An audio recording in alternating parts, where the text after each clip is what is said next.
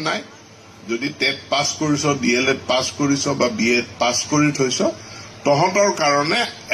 ডিচেম্বৰৰ শেষত বা জানুৱাৰীত আকৌ এডভাৰটাইজমেণ্ট ওলাব যিখিনি আমাৰ বাছনি হৈ গৈছে দুখনমান তালিকা এতিয়াও ওলাবলৈ বাকী আছে LP UPৰ তালিকা ওলাবলৈ বাকী আছে এই গোটেইখিনি শিক্ষক নিযুক্তি হৈ যাব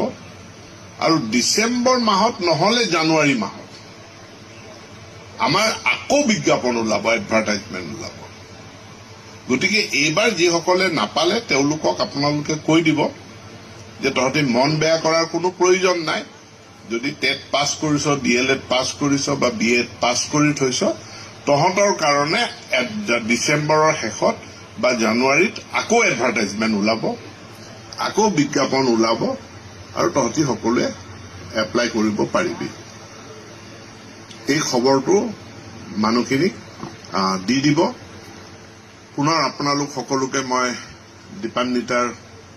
শুভেচ্ছা জ্ঞাপন কৰিলো জুবিন গাৰ্গৰ মৃত্যুৰ কাৰণে অসমত এটা